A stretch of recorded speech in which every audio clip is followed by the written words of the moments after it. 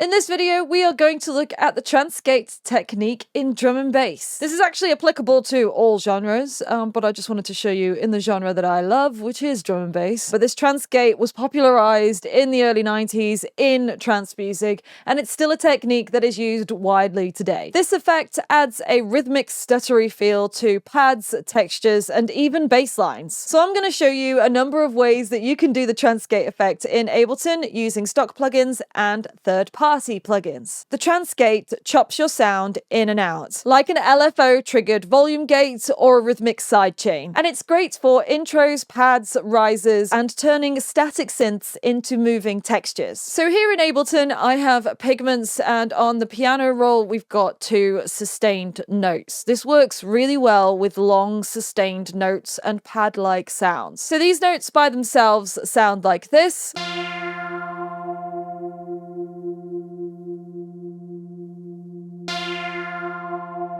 And a Trance gate effect would sound and look like this.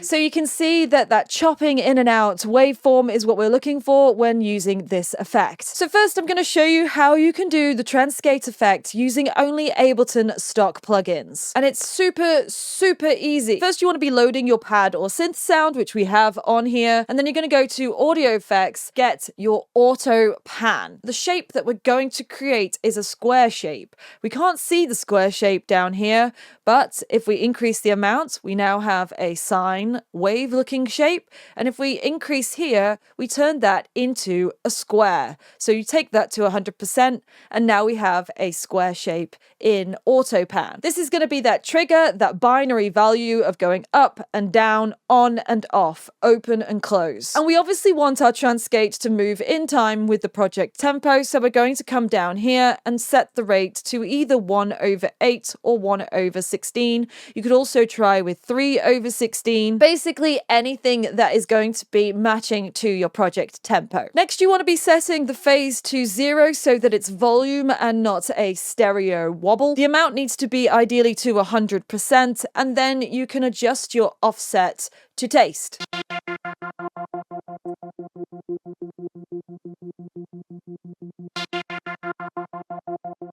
If you wanted to add some extra movement to this AutoPan and get it to shift over time, we could also add in a Max for Live LFO, and we can map that to, say, the offset, and now the offset is going to be moving up and down. Make sure you do that to the rate of the project tempo. And you can also modify in here the maximum and minimum values, so you can take that to 100%, and now the offset goes from 0 to 100.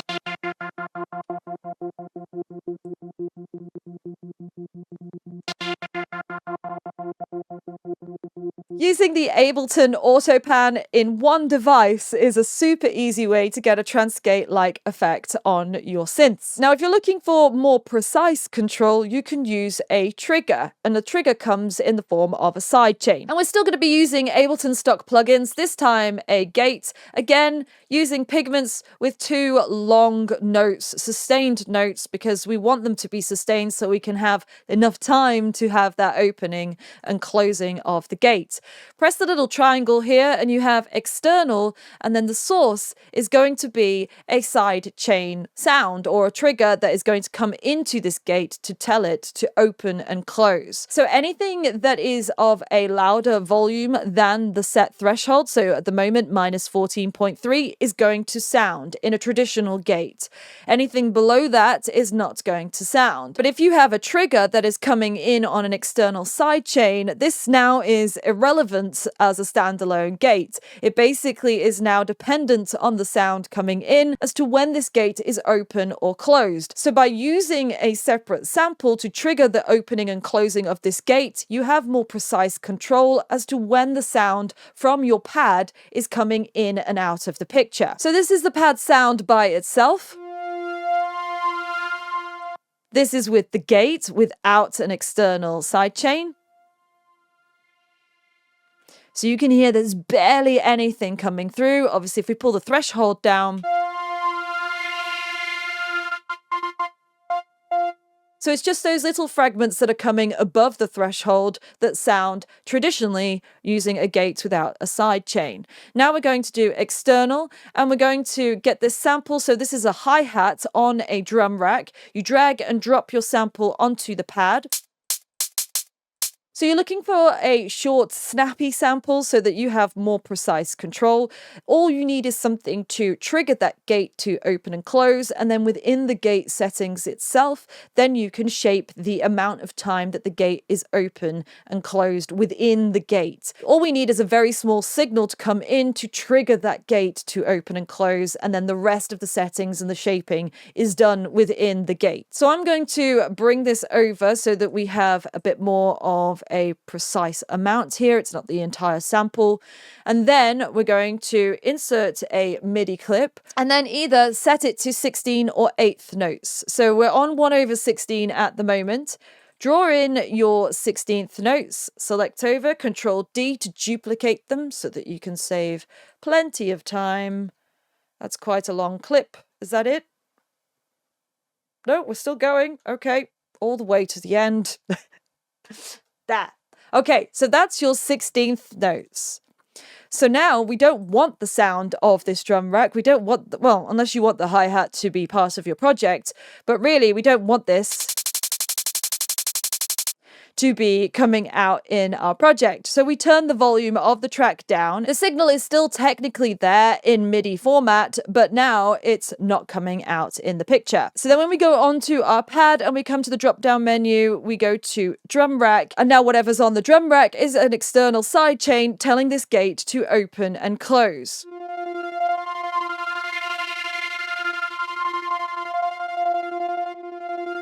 If we turn the gate off, and now back on,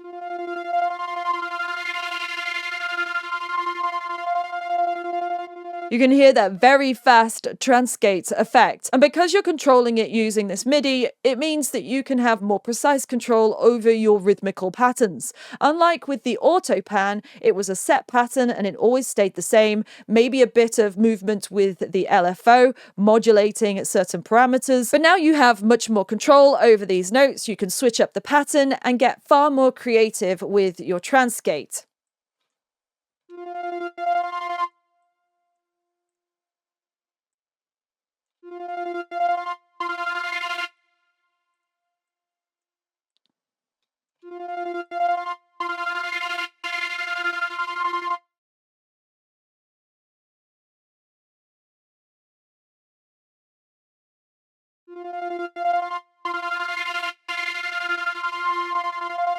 And then within the pad itself, of course, we haven't even touched the gate in here, so we could shape this even further if I just loop a section here.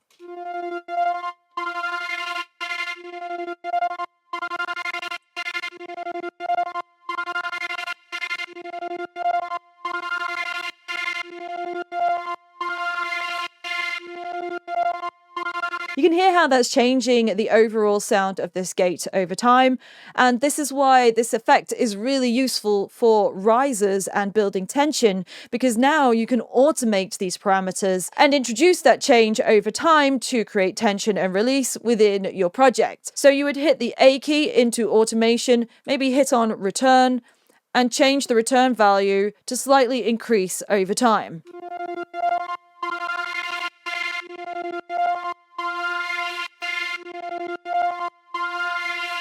And that's obviously a very short window of that changing over time. But if you had this particular section over the course of one entire phrase of 16 or 32 bars on a build-up, you're now going to introduce a lot of tension before a drop. So now this is a typical length of a build-up to a drop. And let's have a listen to how this gate changes and morphs and increases tension over time.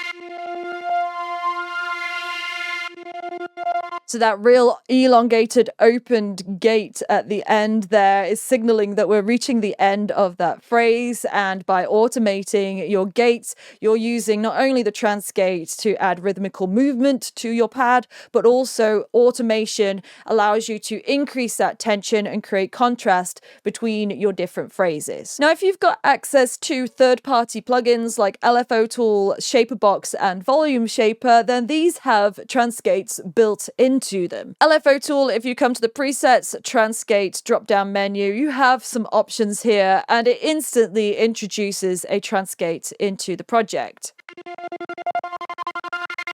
And you can shape the trance gate in here in this window by dragging the points. Obviously, stick with the binary values so you can see how this is straight up, straight down. Sometimes you may introduce a slope. So just draw in your shape and make sure that you sync it to your project tempo. And obviously, it is dependent on what you do draw in this window, and it's going to cycle round and round again in the LFO tool. But you can do a MIDI triggered input that tells this trance gate when to open and close, or the LFO tool when to open and close in terms of volume. So the previous technique that I showed you with the drum rack and the hi-hats, that sends the MIDI signal into a gate telling it to open and close. I do have a tutorial on this. I'm not going to go into it in this video. It's one of my older ones. If you click above, you can learn how to trigger the LFO tool specifically using an input signal into this third-party effect, rather than having a pattern drawn inside of it, and that way your pad sound will move in and around the instruments within your project. So let's take a listen to the pigments with auto pan effect on top of other instruments within drum and bass. So this is without.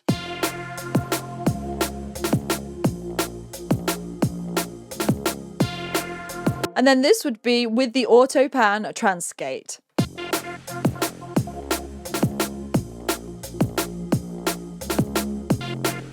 So you can hear how that gives instant movement within a drum and bass project, which is really crucial, but keeping it minimal at the same time as well. And going into our build up, so we want to be creating a build up feeling. This is how you might do it. So we're going to remove the sub bass and the respace, the wobble bass. So now we have high frequency instruments in arrangement as we lead up to the drop.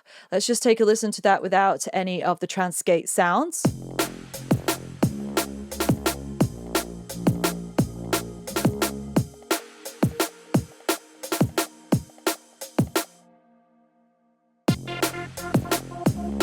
Cool. Okay, so that's our arrangement. This amount of space here is great. Now we can have a washy sound filling that space, creating tension and release and contrast in the build-up to the drop.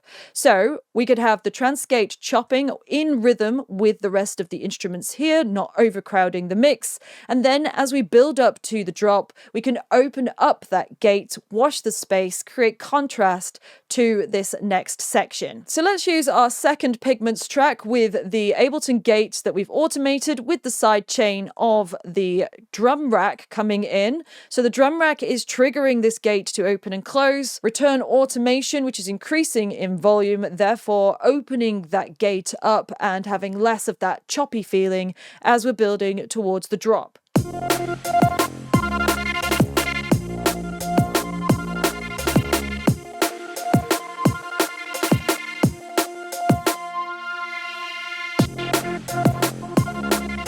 Maybe bring the automation down here and switch it up like this. As soon as those instruments come out of the picture, we can then start to wash the space a little bit more.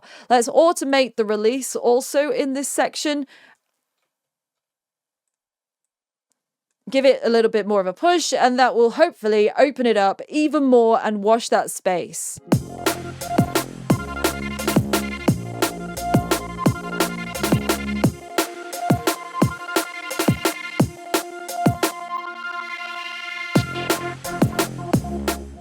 Finally, we can add some reverb and again automate that to further wash that space before the drop. We're going to automate this reverb to further fill this space with a wash because we have lots of space here.